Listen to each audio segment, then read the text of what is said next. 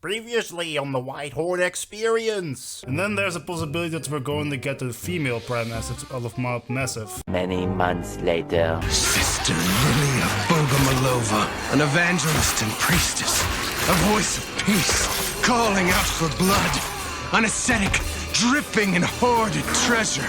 She's a woman of God. Oh no, this is even worse. No, not that. Not that of all things. Not the Catholic Church!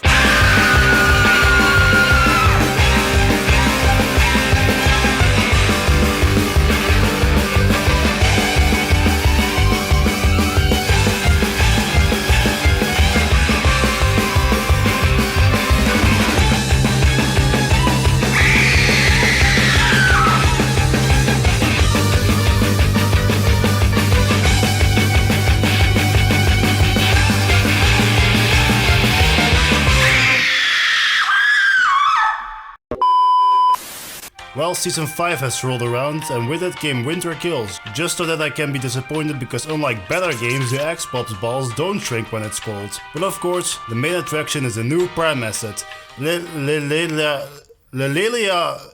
Bogomolo,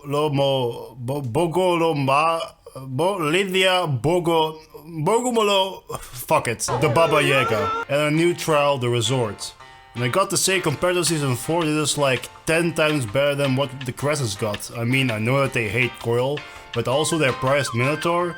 Well, at least those two got the bare minimum in MK challenges. Something is better than nothing, I guess. Well, with it came a new comic, and oh boy do I got some stuff to yip about with this one. So one major point in this comic is that we are reunited with Mount Massive. It's like a huge wave of nostalgia bait because it's working on me. We even got to meet her with Mordecai, so that's nice. We got some background lore on Babayaga with her being able to survive harsh conditions and kill grown men as a child. Right. Okay, I guess it makes sense if she can stealth kill them, and she must have some ways to stay alive. That she was maimed by Nazis with her losing her tongue and it's growing back. Huh. This is a load of barnacles. Maybe it's some sort of mutation or something. And her convincing other people to betray their superior officer? Okay, time out. So as all of you know, because I'm late as hell, she has a speech 100 double dice charisma stat. She can basically talk you into killing yourself for some reason, or at least make you go insane. And I'm just here thinking, this is some Fallout D&D bullshit if you ask me. Now, does it work in a fictional world where the critters and the wall rider also exist? Yes.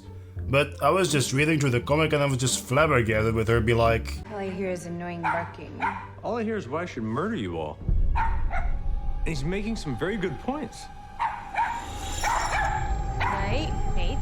Nate, no. What? Now regarding her trial, this is way better than what we got for the Cresses. This trial is longer, it is harder, and it has the thing that just made me lose one of my 3 remaining brain cells.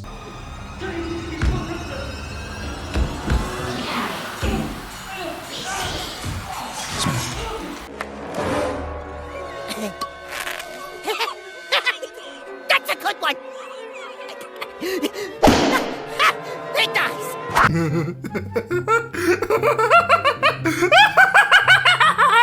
Oh, she has a prime asset moment! I told you guys! I told all of you! I told you that Crest trial missed something crucial! I was right! And just on a random note, I want to say that this is a momentous day in Outlast history, where we got the first attractive woman in the franchise. Don't look at me like that, you know I'm right. Why else do you think she wears a mask? She has no facial scars, she has a slim body, she got that yacht. But the map itself is one of the most difficult ones with Babayaga's main power, stealth. All the other primes make noise when they do anything. Coil's electricity, weapon noise, and Franco's breathing. And now you're probably wondering, what kind of noise does she make? And to that I say, what noise? Nicely called her a dead dog. Mordecai called her a viper, but that bitch is a bloodhound. I have never met a more annoying, dangerous, blame-shifting psychopath in this franchise, and that's saying a lot because I've played this game for more than 550 hours. And I'll tell you, that bald prick was right about one thing: she is too dangerous to keep. She will probably be the downfall of the entire facility. Motherfucker, I wish we had the ability to kill her, but it's one of God's best jokes that we can't kill except when it's to ourselves! Now on another topic, the map even had a secret that I discovered half the steps for myself, but then I just gave and looked it up on the wiki. Your booze mean nothing, I've seen what makes you cheer. Oh, I'm sorry, smart people. How was I supposed to know that I could throw shit at a random painting? At least the chess puzzle pointed me in a direction, and all that for a skin. It's something, I guess. Now, to the last point of this video is the fucking newspapers. 10 whole fucking newspapers. So you know what? Stop the music. Stop it. I am a patient guy.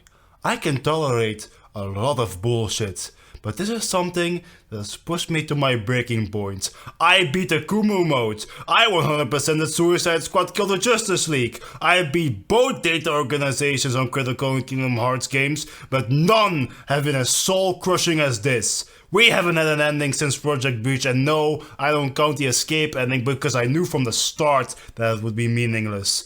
These newspapers are just empty words. You could have made them just like those pictures back in early access instead of making it a grindfest.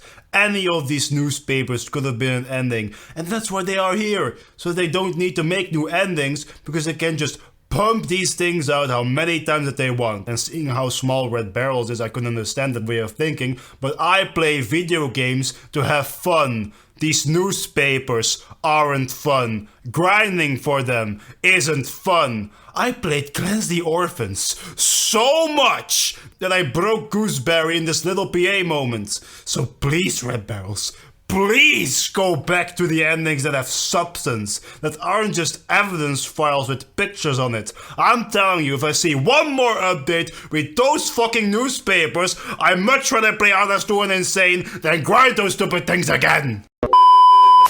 So on to the papers then. We stop a coup by preventing the rebels from securing the radio station.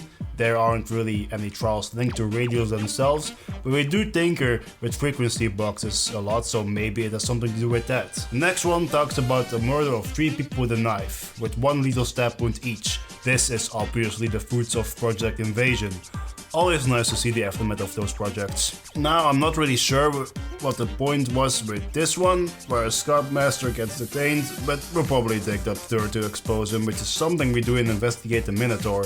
But I'm probably wrong about this one, I don't know. Could also be about Great Scandal for all I know. Now the next one was sabotage on the train, and I can say for sure that we haven't done that one. That's more Amelia's thing, sabotaging, but she is still a permanent resident in one of Dr. Easterman's 7 Koopa hotels. Let's see, the guy who died is getting buried in Belgium! Now newspaper 22 is interesting to me because at first glance it doesn't really tell us much, but then it talks about one of the corpses showing signs of markings from binocular straps. That reminded me about newspaper 12, where the tourist got missing who carried binoculars. Coincidence? I take that probably. Next up we blow up a munitions factory, now other than a fun nod towards Project Countdown, because why not in my opinion. This is shut down the factory, put into practice. Now we control the production of those Soviet munitions. Very nice. I want to put newspaper 25 and 26 together because they felt kinda similar to me. All showing signs of pleasure, the prosecutor being whore and drug related. Seemed like the best option in my book, but feel free to disagree with me, I'm just an idiot after all. And the last 2 newspapers are all about the are all about the Baguette family. This is the family that Babayaga basically lashed onto like a parasite and made them burn all their money before killing them. But us killing a journalist who was looking into that whole shit show. One thing I noticed is that the papers about the death of the patriarch and the second heir don't have dates on them. It would make sense seeing how they are linked to the latest crime, but that means that any further content may get teased in these blasted things. And with all that being said, I wish you all happy holidays. Good night, fellas.